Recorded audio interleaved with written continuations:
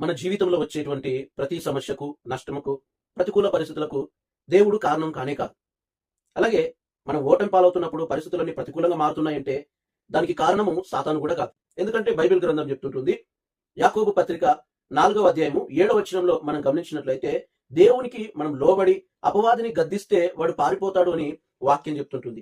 కాబట్టి ఈ యొక్క సమస్యకు సాతాను కారకుడు కానే కాదు. ఇంకా కొన్నిసార్లు మనం అనుకుంటాం మనకి ఏర్పడేటువంటి పరిస్థితులే నేను ఈ దినాన ఇలా ఉండడానికి కారణమైపోయింది అని మనం అనుకుంటూ ఉంటాం. అయితే ప్రియులారా, మార్కు సువార్త 11వ అధ్యాయము 23వ వచనాన్ని మనం చదివినట్లయితే అక్కడ దేవుని యొక్క వాక్యం స్పష్టంగా చెప్తుంటుంది.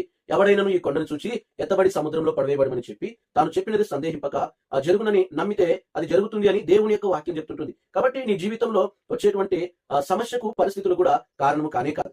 మన జీవితంలో వచ్చేటువంటి సమస్యకు, నష్టముకు, ప్రతికూల పరిస్థితులన్నిటికీ కూడా మరి కారణం ఏంటి అనేటువంటి దాన్ని మనం చూస్తే సామెతల గ్రంథం 18వ అధ్యాయము 21వ వచనాన్ని మనం చదివితే జీవ మరణములు నాలుక వశము, దానియందు ప్రీతిపడువారు దాని ఫలములు తిందురు అని వాక్యం చెప్తుంటుంది. ప్రియులారా, మనం ఏమి మాట్లాడుతున్నామో దానిని బట్టి మనం ఫలాన్ని పొందుకుంటున్నాం. అదే సామెతల గ్రంథం 6వ అధ్యాయం 2వ వచనంలో మనం గమనించినట్లయితే నీ నోటి మాటల వలన నీవు చిక్కబడి ఉన్నావు, నీ నోటి మాట వలన పట్టబడి ఉన్నావు అని వాక్యం చెప్తుంటుంది. కనుక పిల్లల మనం ఓడిపోవడానికి, మన పరిస్థితులు తారుమారవడానికి, మనం ఇబ్బందులు ఎదుర్కోవడానికి, అనేక సార్లు నష్టాలను ఎదుర్కోవడానికి కారణం ఏంటి అంటే మన నోటి మాట.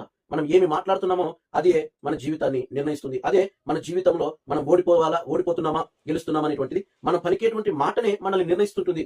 గనుక పిల్లల, దేవుని పిల్లలమైన మనము పాజిటివ్ గా మాట్లాడడం మనం నేర్చుకోవాలి. అనుకూలమైనటువంటి మాటలే మనం నేర్చుకోవాలి. ప్రతికూలమైనటువంటి మాటలు పలకక అనుకూలమైనటువంటి మాటలే మనం పలుకుదాం. మన జీవితాన్ని శ్రేష్టమైన విధానంలో కట్టుకుందాం.